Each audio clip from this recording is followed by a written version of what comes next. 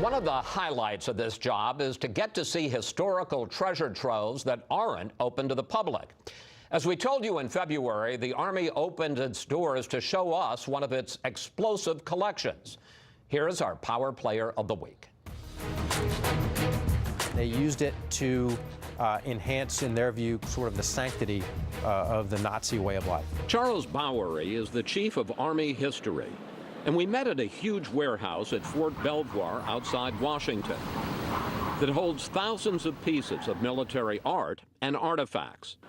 The battle standard of an African-American regiment in the Civil War, a Taliban motorcycle, Norman Rockwell illustrations from World War II. Do you ever feel like you're in that huge warehouse at the end of Indiana Jones? We make that joke all the time.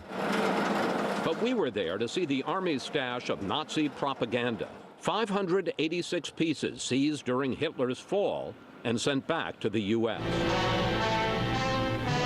Hitler's retreat at Berchtesgaden, the luxurious mountain residence. The man in charge of the operation, Gordon Gilkey, who was appointed by President Roosevelt. Why was it so important to remove this art from Germany post-war? They believed that the presence of these pieces in German society could be essentially a powder keg that could kick off additional incidents of the rise of Nazism. Pieces like this 1937 painting, "In the beginning was the Word." The piece is very intentionally titled to mirror the first verse of the book of John in the Bible, and it very clearly equates Adolf Hitler with John the Baptist. It's an almost godlike figure and his disciples. That's correct. The Army seized another work called The Standard Bearer. It portrays Adolf Hitler as a medieval knight.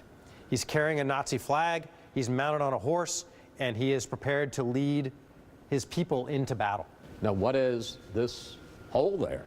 An American soldier took his rifle bayonet and he punched through the eye of Hitler as a direct message. The Army found this huge bust of Hitler in the Eagle's Nest, Where the Nazi Fuhrer held meetings of triumph in the mountains of Bavaria. a grand hall he used for key meetings. The monumental scale of it conveys his personal power and the fact that this was a cult of personality that he led through individual magnetism. Perhaps most fascinating are these watercolors painted by Hitler as an aspiring art student and then a soldier in World War I, long before his rise to power. One of the comments on his early evaluations of his work was that while he was pretty good at depicting buildings and structures, he was not so good at depicting human life. But chances are you will never get to see any of these works in person.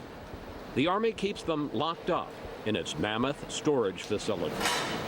Is there concern that some of these pieces could be used as a rallying point for neo-Nazis here in this country? That's the heart of the tight control that we maintain over the collection. It could be potentially dangerous. The term I like to use is powerful. The Army is building a national museum near Fort Belvoir to open in 2020 that will house many of the military artifacts now in that huge warehouse. But don't expect to see any of the Nazi propaganda that glorifies a tyrant.